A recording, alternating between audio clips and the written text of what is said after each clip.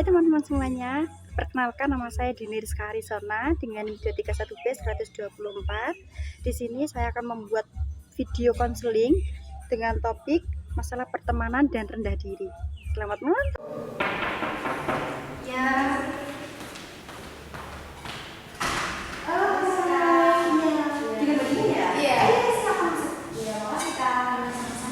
Silakan mau duduk di mana? Di sini saja ya Pak. Iya, silakan.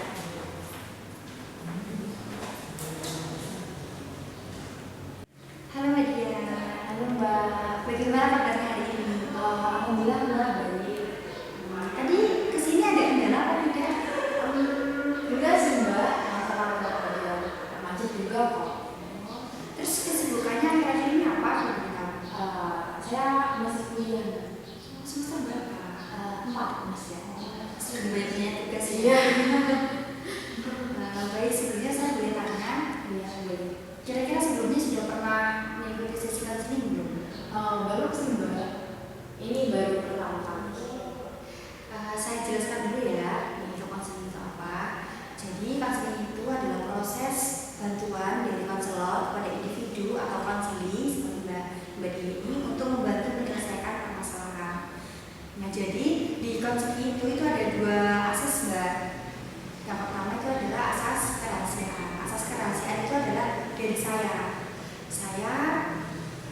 sebisa mungkin menjaga kerahasiaan dari klien, yaitu dari Mbak Dia sendiri. Nah, yang kedua itu adalah asas kepercayaan. Asas kepercayaan ini adalah itu dari Mbak Dia. Jadi kalau Mbak Dia udah di sini udah bersedia untuk melakukan sesi konseling, jadi sebisa mungkin Mbak Dia itu menceritakan permasalahannya dengan gamblang tanpa ada paksaan sama sekali. Dan saya akan sebisa mungkin juga menjaga kerahasiaan dia. Bagaimana siap? Siap. Untuk dari kalau untuk sesi konseling itu biasanya waktunya 30 sampai 45 menit. Kira-kira Mbak Dia sendiri kesediaannya berapa menit? Kayaknya saya cukup kurang dari 10 menit kayaknya cukup Mbak. Iya. Sudah siap masuk konseling? Sudah. Baik. Kira-kira apa yang Mbak Dia rasakan di akhir-akhir ini? Jadi gini Mbak, jujur ya, akhir-akhirnya tuh saya tuh merasa berat dan saya tuh merasa capek banget ya, terutama di masa pertemanan saya. Jadi kayak saya tuh di pertemanan saya tuh kayak ngerasa gak dianggap gitu loh Mbak. Keberadaan saya tuh kayak gak dianggap gitu, kayak gak ada aja gitu. Saya kayak cuma jadi pelengkap gitu doang. Terdengar sangat berat Mbak ya? Iya. Tapi nggak apa-apa, saya di sini bisa cerita lebih jauh lagi. Saya di sini ada untuk Mbak Dia untuk untuk pendengaran cerita tanpa saya di sini menghakimi atau menilai Mbak Dia di sini. Iya. Saya tuh kayak merasa tembus pandang gitu loh Mbak di antara teman-teman saya itu.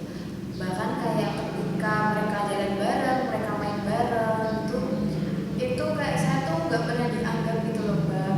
Terus waktu ada Mbak waktu pas ulang tahun ya, ketika ulang tahun saya itu nggak ada yang ngucapin Mbak, cuma 1 orang yang ngucapin. Sedangkan ketika teman saya yang lain ulang tahun tuh kayak di surprise nih, dirayakan gitu loh Mbak. Tapi kayak ya udahlah, saya tuh kayak diem aja gitu. Tapi itu nggak bisa dipungkiri bahwa saya tuh kayak ya sedih sih Mbak, kayak melihat seperti itu. Kayak saya tuh ngerasa nggak dianggap aja gitu loh di pertemanan saya itu. Saya bisa merasakan kekecewaan apa sebenarnya, kayak gimana yang sedang kamu alami. Tapi pada saat itu terjadi, kira-kira itu hal pertama apa yang terlintas dalam pikiran kamu? Jadi kayak saya tuh mikir kayak ya udahlah gitu, kayak ya udah berarti kayak aku tuh mungkin kayak nggak seperti itu di mereka, kayak mungkin apakah ya udah jadi, tapi kayak nggak bisa dipungkiri bahwa kayak ya sakit sih Mbak. Jadi Mbak Dia, saya di sini mau mengajak Mbak Dia melakukan suatu pendekatan konseling agar jauh lebih bisa memahami tentang apa yang Mbak Dia sekarang itu rasakan, hubungan antara perasaan, pikiran, dan hal apa yang dialami sekarang. Apakah bersedia? Iya Kak, boleh. Baik ya. Baik, jadi sekarang di sini saya akan mengajak Mbak Dia untuk melakukan pendekatan CBT, Cognitive Behavioral Therapy. Jadi CBT itu adalah suatu proses pendekatan konseling yang untuk membantu kita untuk melihat bagaimana respon pikiran yang mempengaruhi perasaan dan perilaku kita. Nah, jadi misalnya nih, dia kan merasa sedih ketika ditinggal teman-temannya, tidak diajak sama teman-temannya. Nah, itu kita lihat apa sih pengaruh dari perasaan, apa yang dilakukan dia, terus apa tindakannya, itu kita lihat, dan bagaimana cara perasaan perasaannya Mbak dia itu. Baik Kak, saya bersedia untuk mencobanya. Jadi waktu kamu mikir sebenarnya aku tuh nggak sepenting itu. Nah, itu adalah pikiran kamu yang secara otomatis, yang pikiran itu muncul karena masalah kamu yang dulu itu kamu pendem, yang terkadang kamu tidak sadar akan kejadian-kejadian itu, tapi oleh otak itu direkam secara otomatis. Nah, lalu dibenarkan sama otak, apakah benar aku tidak seperti itu. Nah, itu sekarang kita uji, apakah benar sih kamu tidak seperti itu, tidak penting di lingkungan teman-teman kamu. Nah, apakah kamu ada buktinya? Kadang ada juga sih Kak sebenarnya teman yang kayak ngajak ngobrol gitu, dan ada satu dua gitu yang nyariin kalau aku kelihatan nggak muncul atau nggak ada. Sebenarnya ada yang peduli gitu, ya satu dua lah. Berarti sebenarnya itu masih ada orang yang peduli sama kamu, itu masih ada. Ya walaupun nggak sebanyak yang kamu harapkan. Jadi pikiran kamu yang aku tuh nggak seperti itu tidak 100% itu benar. Itu apa pikiran kamu itu merasa aku tuh nggak seperti itu jadi benar tuh karena kamu tuh dikuasai sama emosi kamu. Iya juga ya Kak. Kadang saya tuh lebih apa ya, kayak langsung ngumpulin aja gitu Kak, ngumpulin hal negatif yang terjadi gitu dari satu kejadian. Langsung saya simpulin aja gitu.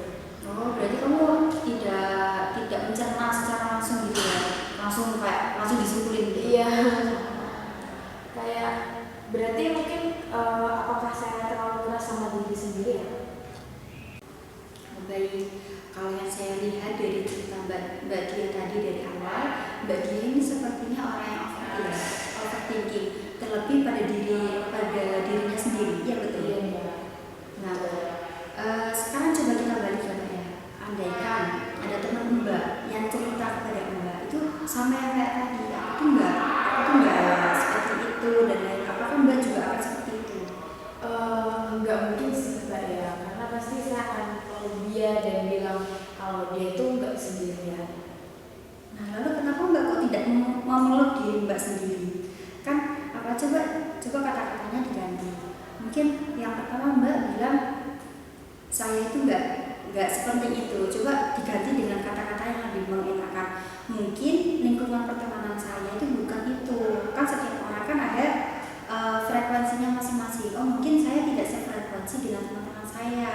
Mungkin di lingkungan yang lain saya akan lebih bisa diterima. Oh gitu ya Mbak. Terima kasih ya Mbak. Kalimat Mbak tadi itu kayak bikin saya lebih tenang gitu loh Kak. Ya, rasanya tuh kayak lebih adil buat diri saya sendiri. Tepat sekali. Jadi ini tadi itu adalah proses dari CBT, inti dari CBT. Jadi bagaimana pola pikir kita itu mempengaruhi perasaan kita, mempengaruhi pola pikir kita. Nah, jadi kamu tuh berharga, kamu tuh bisa jadi diri kamu sendiri tanpa butuh validasi dari orang lain. Iya Kak, aku sekarang merasa udah beda gitu. Biasanya kayak aku langsung nyalain diri aku sendiri, tapi sekarang aku jadi kayak lebih mengerti gitu loh. Bisa biasanya tuh jadi iya Kak, sekarang aku kayak merasa beda. Biasanya kayak aku langsung nyalain diri sendiri, tapi sekarang aku bisa jauh lebih ngerti. Bisa jadi itu kayak cuma wakil aku yang salah. Kamu luar biasa, kamu sudah mau mengambil langkah untuk proses penyembuhan ini. Mungkin kita tidak bisa mengubah masa lalu orang lain, tapi kita bisa menata kembali masa depan kita dengan cara diri kita sendiri, dengan cara kita menerima diri kita sendiri tanpa syarat. Iya Kak, terima kasih ya Kak. Rasanya tuh kayak aku baru pertama kali dengerin bener